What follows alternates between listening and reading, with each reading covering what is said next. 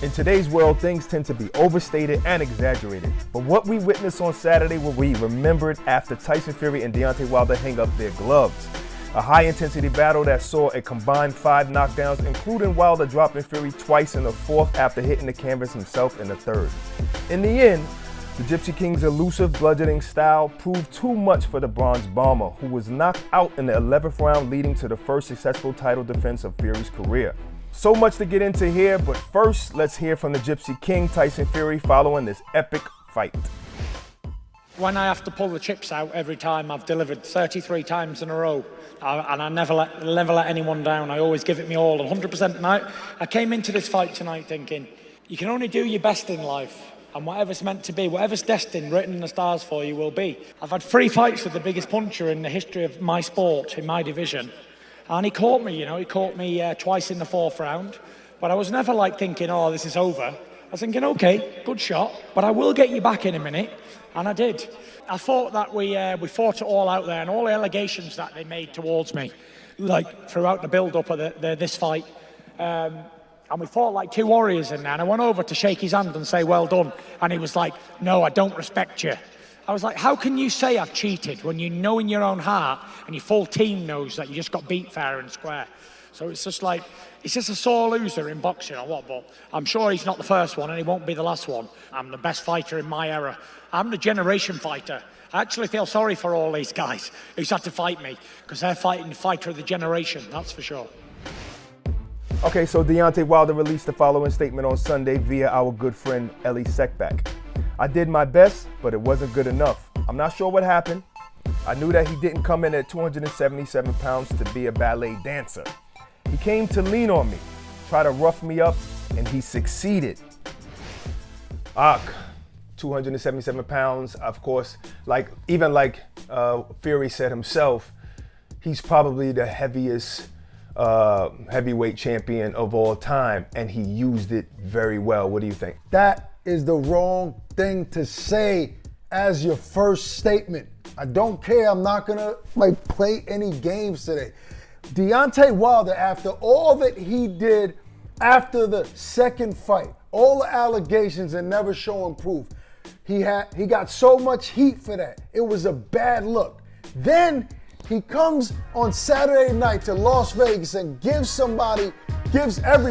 world of boxing a warrior type gladiator performance where everybody was so proud of what he did in that ring.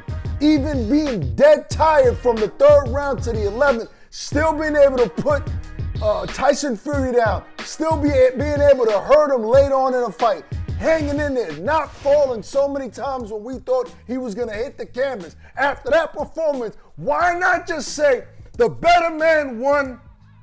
Tyson Fury was the better fighter. I'll be back. No excuses. Why bring up the weight? Why does he have people around him to say, Deontay, hold your head high.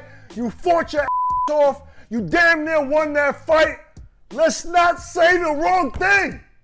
God! Why are you yelling though? First of all, that was not an excuse. It's so funny that you said that. There's so many people online. That was not an excuse. That was him pointing out that's like somebody saying, that's like when Danny Garcia said, Errol Spence, he controlled the fight with the jab. He's telling you the facts of what happened. He's not saying, no, let me finish. You just yelled your whole monologue. So let me finish.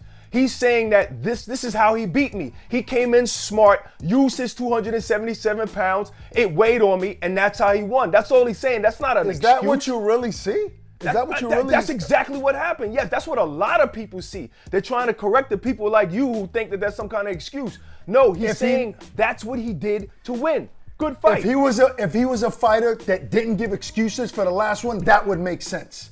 If he was a fighter that didn't, even after the first fight, the excuses that he made, then that would make sense. Because of his history, that's a subliminal excuse. Yes, I understand what you're saying. Does that sound like an excuse? That's not an excuse because it's fair to come in at any weight you want in a heavyweight division. That's not an excuse.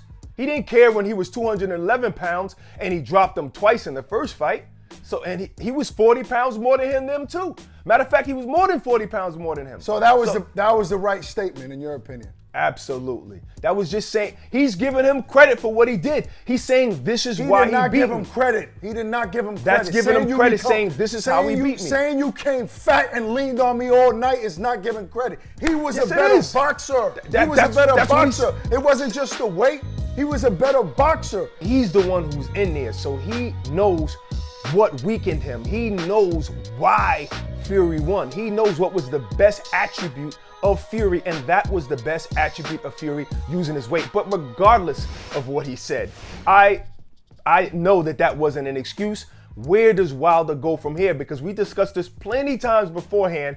If he loses for the second time, is his career over, or where does he go? I think he can continue. What do you think? I think Deontay Wilder is a very dangerous heavyweight for anybody in the division at any time. Even being exhausted, tired, with very little legs, he can knock you out. He can knock you down. He's proved that in the fight. We got to see where he's at mentally after this loss.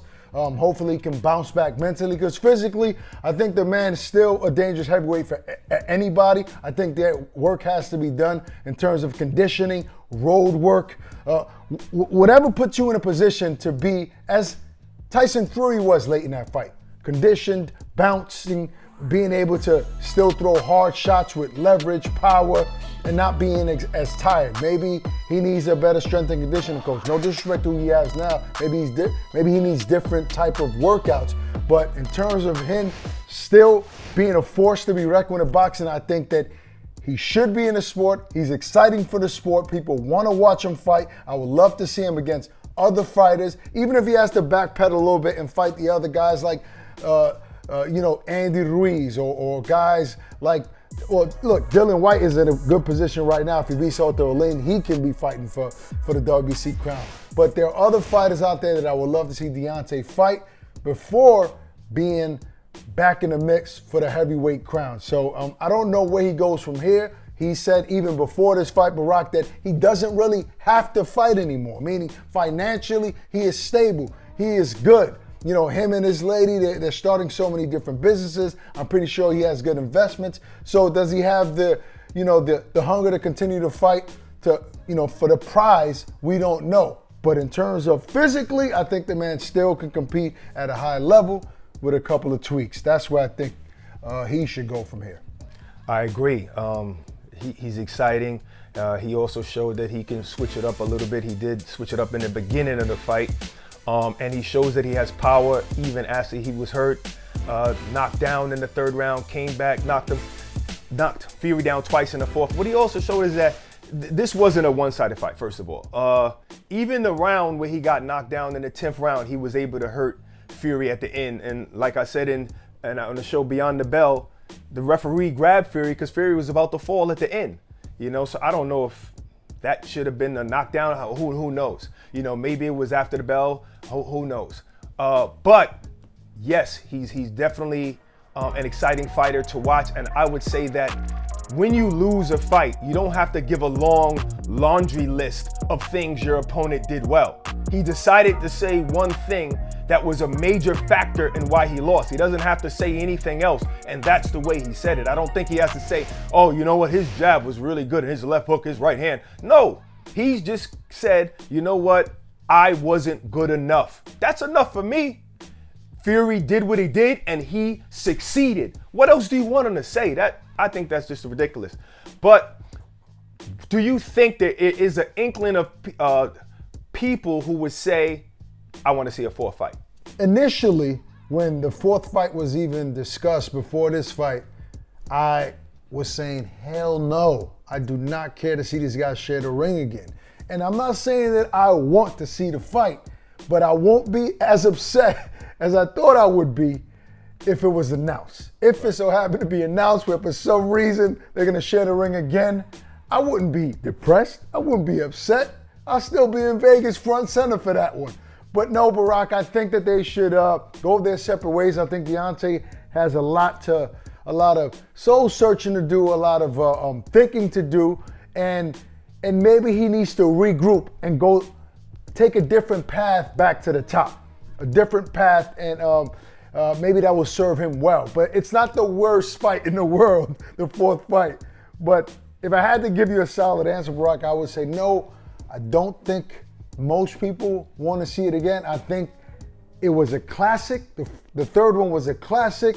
It ended in a trilogy, and let's appreciate that fight. Let's give it its flowers now. Let's not rush and say, do we want to see a fourth one? No, I like it where it ended.